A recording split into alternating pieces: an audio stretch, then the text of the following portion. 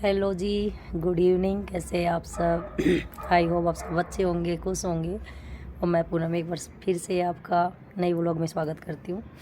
और मेरी आवाज़ बिल्कुल आज बेकार हो चुकी है, तो आवाज़ पे बिल्कुल फोकस मत करना। सिर्फ आप जो मैं बोल रही हूँ उसे सुनना और उसी पे ध्यान देना, क्योंकि ये बीमारी है ना, ये फ़िलहाल आती जाती रहती है, कभी किसी के कुछ, कभी किसी के कुछ। और मेरा जो गला है अभी पूरी तरह से खुला नहीं है, तो इसीलिए आप मेरी बोगस आवाज़ को सहन करके मेरे व्लॉग देखना। तो अभी आप आए मेरे चैनल पे नए, तो रिक्वेस्ट है आपसे, सब्सक्राइब किए बिना मत जाइएगा और वीडियो को एंड तक ज़रूर देखिएगा और लाइक भी ज़रूर कीजिएगा। तो चलो मैं बताती हूँ आपको आगे जो भी था। आप ये सोच रहे होंगे कि मेरे नाना ने सारे बच्चों की शादी अलग अलग जगह की। 6 बच्चे थे, 6 के 6 बच्चों की शादी अलग अलग जगह पे की थी, ना कि एक जगह पे। लेकिन किस्मत कब कहाँ किसे ले आए कुछ नहीं पता, ना किसी को पता है। तो हुआ ये, मेरी जो सबसे बड़ी मौसी है उसकी शादी यहीं पास के गांव में की थी, ठीक है। तो उनकी किस्मत उन्हें यहाँ किस लिए लेके आई, क्योंकि वो चली गई थी शादी के बाद पंजाब गई थी। फिर उसके बाद मेरे मौसा जी यहाँ आ गई, तो उन्होंने पंजाब में जाके कोई काम धंधा स्टार्ट किया। तो वहाँ से कुछ नहीं, पता नहीं क्या हुआ क्या नहीं हुआ, तो उन्होंने आके यहाँ जहाँ हम रह रहे हैं फ़िलहाल, वहाँ पे उन्होंने एक चाय की छोटी सी दुकान खोली। उस दुकान में मेरे मौसा जी का हाथ बरकत कर गया और एक छोटी सी दुकान से उन्होंने बड़ी सारी मिठाई की दुकान, हटेली की जो सबसे फेमस मिठाई दुकान थी, वो कर ली। तो उसके बाद वो अपने बच्चों को यहाँ पे लेके आ गए। उनका रीज़न ये था क्योंकि उनका काम धंधा यहीं था, फिर उन्होंने अपना मकान बना लिया, तो वो यहाँ आ गए। उसके बाद मेरी दूसरी सेकंड मौसी की बात करते हैं। वो उनके ससुराल से वो यहाँ किस लिए आई, वो इसलिए आई क्योंकि घरों में सब चलती रहती है।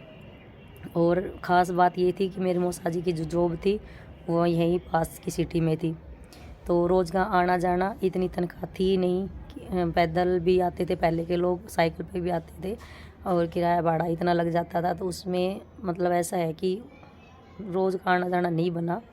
वो अपने बच्चों को लेके यहाँ पे शिफ्ट हो गई। दो बहनें यहाँ पे शिफ्ट हो गई, ठीक है। तीसरी मेरी मम्मी की मेन प्रॉब्लम क्या थी? जॉब। और जॉब से बड़ी प्रॉब्लम थी मेरे पापा, जो कि मेरी मम्मी को बहुत परेशान करते थे, मतलब बहुत ज़्यादा टॉर्चर करते थे। जब उनको मेरी मम्मी ने छुपाया तो बहुत, लेकिन बोलते ना कहीं से पता लग ही जाता है कि क्या हो रहा है बेटी के साथ।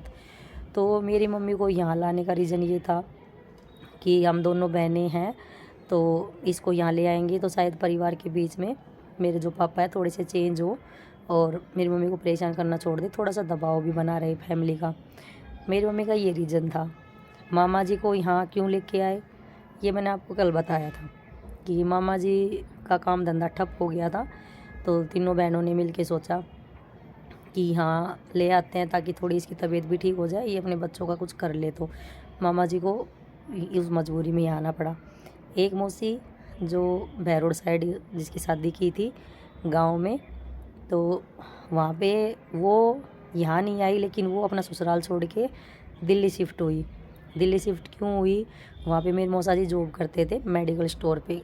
कोई बड़े अमीर कोई वो नहीं है, कि छोटी सी एक मेडिकल शॉप थी जिस पे दवाइयाँ सप्लाई करते थे, और वो मौसी अपना ससुराल छोड़ के वहाँ चली गई। एक मेरी मौसी आज भी ऐसी है जो अपने ससुराल में ही है जो हमने बहुत बोला उसको कि तू भी यहाँ आ जा, लेकिन एक माहौल देख के तो उसने सोचा कि सारी जब एक जगह रह जाएंगी तो प्यार कहाँ से रहेगा। वो अपना ससुराल आज भी बसा है, वहीं पे बैठी है जहाँ पे उसको शादी की थी मेरे नाना ने, वो नहीं छोड़ के आई। और बाकी 3 बहन भाई यहाँ पे आके रहने लग गए थे और इतना प्यारा माहौल था। जब ये नहीं था कुछ भी फ़ोन वोन और मतलब भेदभाव, मतलब कुछ भी ऐसा नहीं था। हम सारे बच्चे एक ही घर में, एक ही छत पे, एक ही जगह रहते थे। अगर इतनी सी भी खुशी आती थी ना तो उसको इतना एंजॉय करते थे सारे के सारे। पहले क्या होता था, पहले VCR चलते थे, VCR जिसे बोलते ना, पिक्चर देखने के लिए VCR चलते थे। अभी तो नाम के भी नहीं है ही नहीं कहीं भी।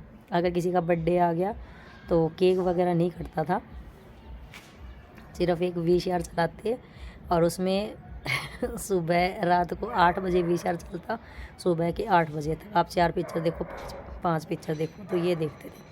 और मैं तो इतनी मतलब पहली बार गांव से निकल के शहर में आई थी ना, तो इतनी चासड़ू थी कि मैं 5 की 5 पिक्चर कंटिन्यू देखती।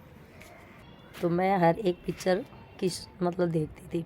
तो ये छोटी छोटी खुशियाँ उस टाइम ऐसे ही बांटी जाती थी कि पूरी फैमिली साथ में बैठी है, चाय समोसे खा रही है, पकोड़े खा रही है, और एक ही आंगन में खाट मतलब चारपाई बिछी हुई है, सब उस पर आराम से सो रहे हैं। लड़ाई झगड़ा प्यार मोहब्बत छोटे छोटे पल इंजॉय करना। और तो मैं आज आपको यही बताने वाली थी, कहीं आप ये ना सोच रहे हो कि इसकी नाना ने इसकी मम्मी की इनकी सबकी शादियाँ तो कहीं और कर दी थी और ये आके एक जगह कैसे शिफ्ट हो गई। तो मैंने आपको आज वही बताया है। तो कल मैं आपको फिर अलग से जो मेरे साथ होने वाला है वो कल मैं फिर आपको बताती हूँ। तो कल मिलेंगे नए व्लॉग के साथ, तब तक के लिए bye and take care and please support me.